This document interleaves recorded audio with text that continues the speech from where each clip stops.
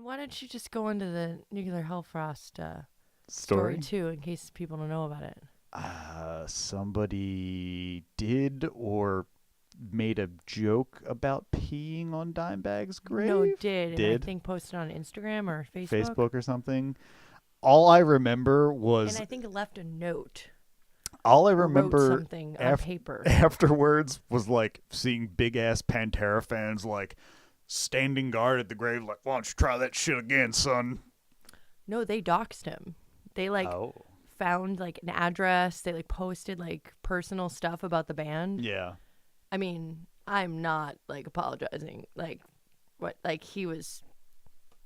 That's you should never. Yeah. Fuck with the dead. Listen, not cool, dude. Yeah. But it was like a witch hunt. It was crazy. I mean, not even a witch hunt. What am I talking about? They were going. Yeah, after he him. did it. Like it'd be like, He did you it. cast a spell on me that actually happened. That's not a witch hunt. No, like, it was actually a legit hunt. I don't know words again. Yeah, we'll call so it a that was legit crazy. hunt. That worked. Do people get when I make jokes about Scott Hull's forearms? Like, am I the only one who's ever noticed that he looks like a human version of Popeye? I mean, I think I remember what he looks like. I don't think I looked at pictures from the Wikipedia though. Okay. Because I Doesn't like. he have a podcast or 4? Didn't you tell me this? I don't No, know. that's the guy from Tombs.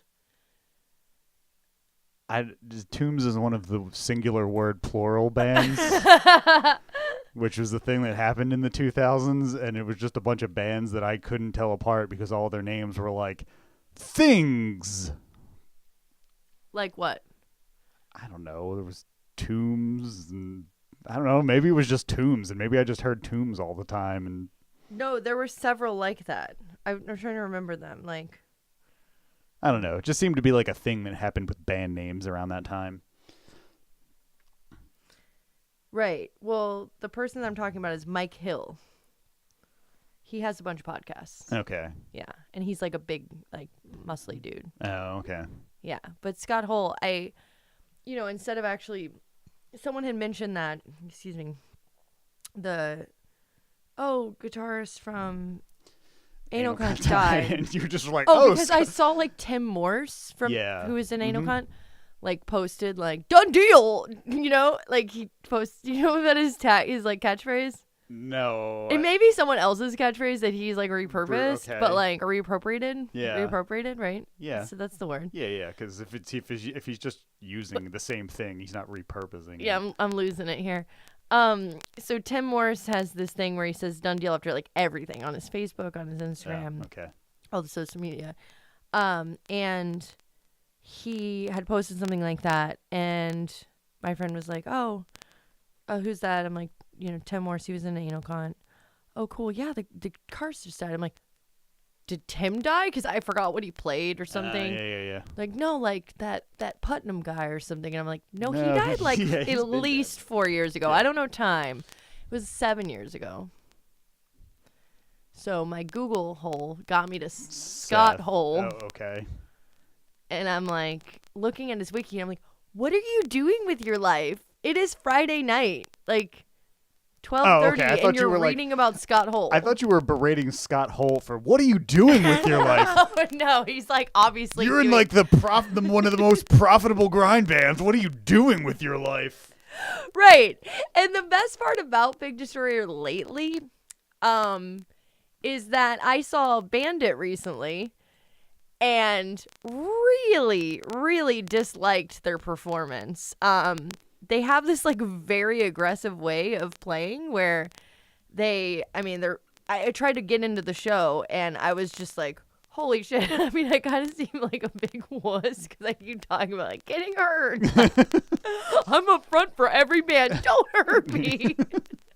I'm just a girl, but no, really, it was fucking terrifying.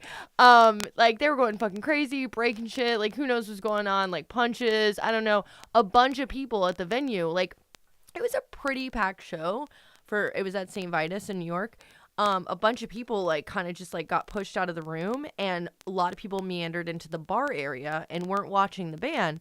And it sucked because they sounded really cool and they sounded good and people really wanted to see them, but people were obviously like feeling kind of like it wasn't inclusive. And there's enough space that you can kind of have like a ring of like the people that don't want to like get involved in like the pit or whatever.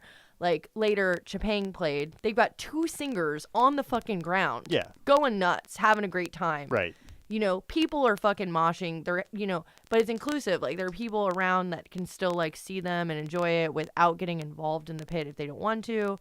It's cool. But, like, yeah. So I, like, kind of pulled one of the members of Bandit aside and we're like, hey, do you know that this is, like, really aggressive and, like, not that cool? It's, like, doesn't make sense. And, like, you're kind of, like, pushing people out of grind right now. Like, we need all the fucking people we can get. Like, what are you doing, dude?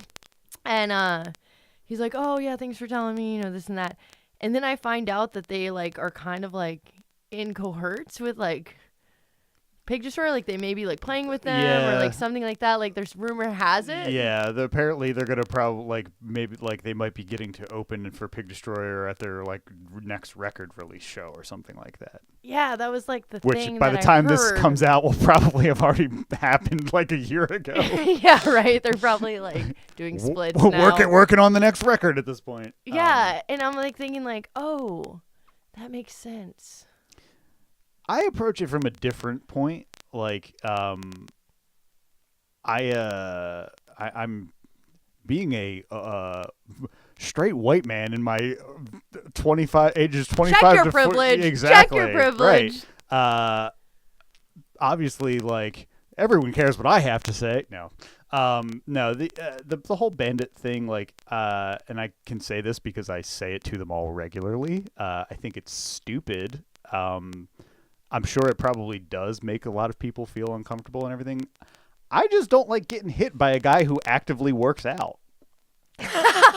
That's like really cute of you to admit. Yeah, like I don't want to get hit by Gene. He's ripped. The man doesn't eat bread. Like he looks good with his shirt off. Like I don't. Wait, people look good with their shirts off and grind? Damn. Yeah. So Gene, you look Maybe fantastic. I should have been in there. Does he take his shirt off? Often. Oh shit. Man, he's looking good. All right, I take it He's back. like working on that like Usher V kind of thing. Oh, you know what I'm saying? Yeah. Yeah. Mm-hmm. But I just think it's window dressing. Like to me, it's just like the thing that like a lame band that like doesn't have like riffs would do. Mm-hmm. Like, oh, we're not good, but we're crazy when we play. Like it just like that's like the like. I just remember like any fucking shitty metalcore band would do. Oh yeah, man, I break a guitar every time because I'm sponsored, and I just like whatever. I just get a new guitar. Like it's dumb. I just don't think it's cool. But again, it's working out great for them. They're getting nothing but good things happening. So don't listen to us, I guess. No, don't listen to us. Push everyone out of grind. Punch them out of grind. Stay away from carbs.